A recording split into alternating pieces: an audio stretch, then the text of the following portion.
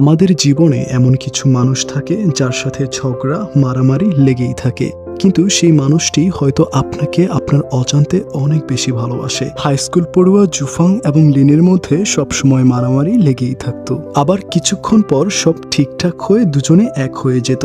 তাদের এই দুষ্টুমিষ্টি প্রেমের গল্পের মাঝখানে আমরা দেখতে পারবো পারিবারিক এক নির্মমতার গল্প, সাথে রয়েছে তাদের এই সুইট লাভ স্টোরি। তো চলুন কথা আর না বাড়িয়ে আজকের গল্পের গভীরে ডুব দেওয়া যাক। ড্রামার শুরুতেই আমরা দেখি জুফাং ক্লাসে ঘুমাচ্ছিল। হঠাৎ টিচার তাকে ধমক দিয়ে জাগিয়ে তোলে। তখন সে লিনকে জিজ্ঞাসা করে, স্যার আমাকে কি করতে বলেছিল রে? লিন বলে, স্যার বলেছে তোকে বোর্ডটা পরিষ্কার করে দিতে। এটা শুনে জুফাং তাড়াতাড়ি করে বোর্ডটা পরিষ্কার করতে থাকে।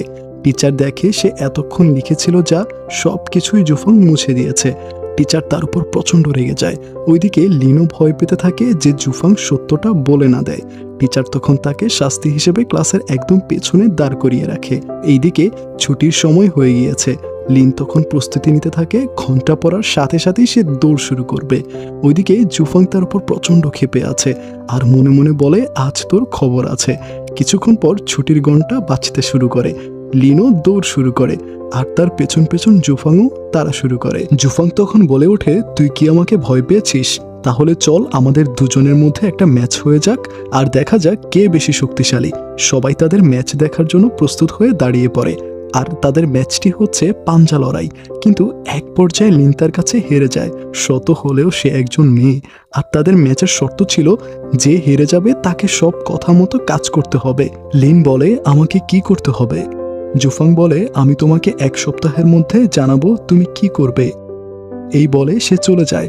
পরের সিনে আমরা দেখি লিন তার ভাইকে বলছে, এই ইনস্ট্যান্ট নুডলস খেতে খেতে বোর হয়ে গিয়েছি, মা বাবা যে কবে আবার বাড়ি ফিরে আসবে। তখন আমরা বুঝতে পারি তাদের বাবা মা তাদের সাথে থাকে না, আর মাঝে মাঝে এসে তাদেরকে দেখে যায়।